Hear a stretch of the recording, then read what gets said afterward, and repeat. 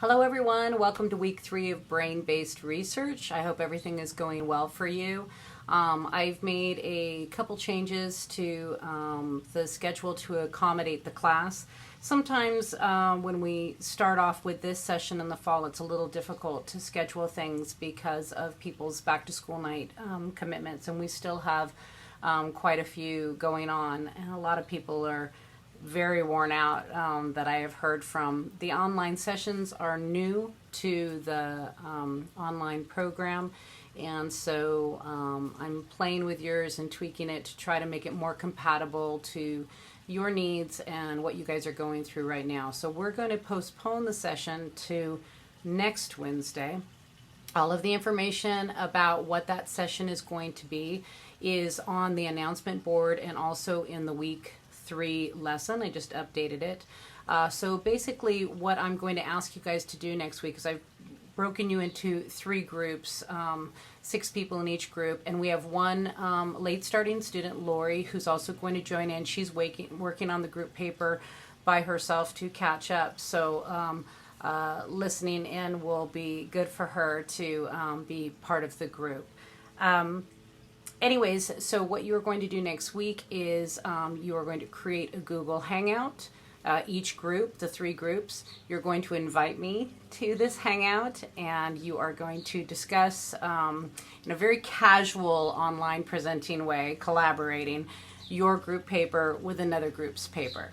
So one group will share their thoughts. Each member can talk about their piece in the paper, and then the group listening can then respond with questions or thoughts, add-ons, ahas, and then that group will casually present back to the other group, and of course the same thing will happen, questions, thoughts.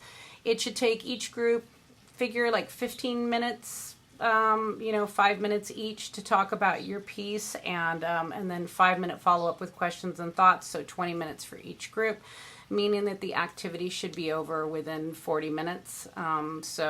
I've scheduled the time from 7 to 8. 7 seems to work for a lot of people that are at late starting schools and need to get home and eat dinner and take care of their children before they can settle down to the online class. So that's the plan. So it's been postponed to next week, give you guys a little breather, and for those of you that are still doing your back to school nights, to get those done and out of the way. I don't want you stressing about this class. That's not going to help you learn. And this is brain-based research, so we need to be focused on that and what's best for the brain. This week's assignment it's very, very easy. The videos this week are interesting to watch. And of course, it's about exercise in the brain and play dates and music and dance. And I actually had an experience with my students this morning. We're just getting back into, regular schedule school. So the first week, it was 3 days, and it was just touching base with everybody and passing things out and supplies. And this week is now like our real week. So I had started silent reading with my 11th graders, and they're working through Gatsby, which of course I love, but they don't all necessarily love. So they were silent reading Gatsby. And what happened is, in my first period class, saw a lot of students come back from the 3-day weekend exhausted. You could just see it in their eyes. It looked like they had just woke up and rolling out of bed and come to class. And so I always start the day with a story, kind of humor, and that tends to get them going. But once we started reading, I immediately saw people like that. Heads down, and, I'm reading it like this. And I'm like, yeah, sure, you're reading it like that. And a couple of the ways that I combat it, and of course I'm in an arts academy, so it makes it a little easier, what's allowed and accepted in our classrooms. But one of the things that I do with kids is I let them listen to music while they read. And not all of them want to listen to music. Some of them like to be quiet when they're reading, just like us, and some of them do like the sound. And music, listening to pumped up music, can help revive them and get them going again and get them moving and get their brain generating thoughts and kind of pop them up and wake them up. And, we all know this, especially any of us that listen to this song. Let me just play a little bit of it for you. See if it doesn't get you moving.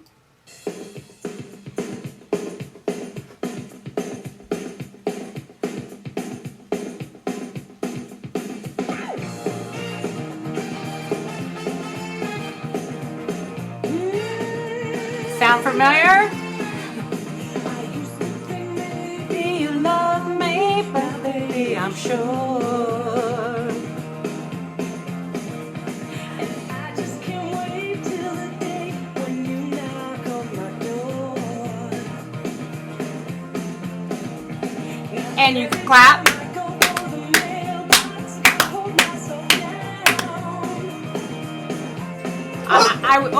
Even Opal got excited, my dog. We have to go to the chorus now. We can't stop without hearing the chorus of Walking on Sunshine. Sunshine, oh, I'm walking on sunshine, oh. Are you singing? Oh, and don't feel good. Okay. So you're probably going, God, she's crazy. But I bet your energy's up just from listening to that. And that's one of the things that you can do in your classroom. Now, I know some of you are probably going, oh my gosh, they're going to go insane. But it's not necessarily true. So today, for my students, the ones that were kind of nodding off, if they had music on, I went up and I tapped them quietly without disturbing the other class. And I said, I want you to put on a song that gets you going when you are worn out. And immediately, once that music started going with them, heads up, able to stay with the reading, okay? So that's one trick that you can do with the older kids. I'm not sure how it will work with the little kids, as far as I'm sure they're not wandering around with headsets, but you can enlighten me on this. And another thing that I do with my students when it's a single thing like that is that I will just have them get up and take a quick walk and get a drink of water and come back. And I just let them know, and they know to follow. If you explain to kids why you're having them do something, most of the time they're going to do it without, going off on their own path and getting crazy or disappearing into another classroom or something like that. Most of the time.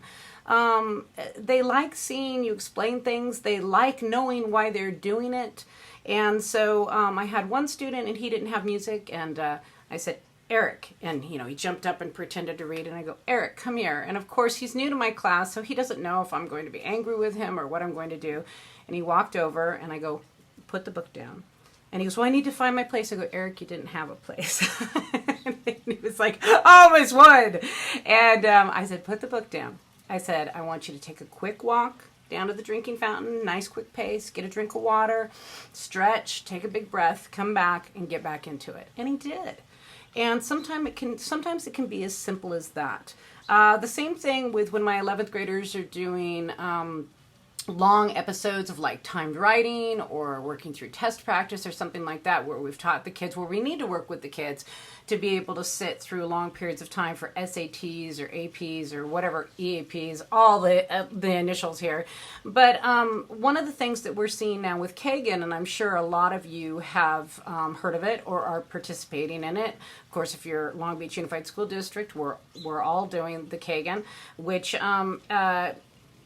Kagan has been around under different names for ages, but one of the ones that I like to do with the kids is collaborative. It's almost like a cocktail party where they have to move from group to group, and they start with one question with one group, and then once they've shared with those people, they have to go find other group members, like a couple or a tripod or a quad, and they can't be with the same members. So one, they're up walking around and moving. Two, they're having to actively think about finding new people to communicate with. Three, once they've shared one question, they move on to the second question, so they're not just repeating. And then to top it off with, because we're the Arts Academy and with CTE and because of brain-based research, I use music as musical chairs. And we pick themes. The last one was 80s music. Katrina and the Waves. Sometimes it's punk. One time we were doing American history with John Adams, the patriotic theme song, John Adams, that one. And they really get a kick out of it, and they get charged, and you can see them when the music stops and they choose their group. They're so stimulated and vibrant and bubbly about what they have to share because they're all pumped up. So these are some easy things that you can do to create that stimulation in your classroom. And the videos you're looking at this week are all about that. You know, taking brain breaks, that exercise boosts, mental ability, intelligence, memory. We know so much more about this now. Several of these videos are from 2009. And most of you know in 2016, going into 2017, we're seeing this with Alzheimer's, with aging, with everything, that the more you exercise, the better your memory is, the more you move about. The other thing that the assignments bring up is mental disorders and anxiety, and we've already talked a bit about that. And we're seeing this time and time again with students. They need to play. They need to relax. Even in the high school age, they need to feel some sense of joy and not just the grind, like all of us. I mean, everybody in this class right now, I'm sure, has had some moment of teacher burnout. I mean, even if you're in your third year, it happens where you get so overwhelmed with what you're doing. And these kids are going through this too, and they haven't been on this planet very long.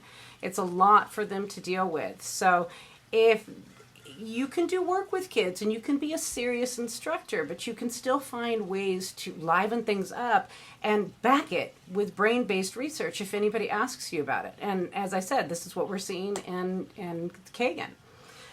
So I think they're the videos, the articles, they're short, they're interesting. I think you'll find them interesting this week. The tasks you're doing this week, the graphic organizers, are actually related to your end of the class project. So that's just something you're working on. You're going to submit it in your final unit. If you have any questions about that, let me know, but that should not be a stressful activity this week. As I said, we've postponed the sync, so you've got a little bit of a breather right now. Take advantage of that. Make sure that you're caught up on everything, that you're on task. We're going into, this is the third week, we're going into the fourth week next week. We're already almost to the halfway point. It moves very quickly. If you need me for anything, you know how to contact me. Text message is quick, email's quick, phone calls are always hard for me. If you have to call, though, please feel free, but try to hit me up by text or email first. And I hope you have a great teaching week. And I will talk to you soon. And let me know if you need anything. Let's go out on Katrina and the Waves.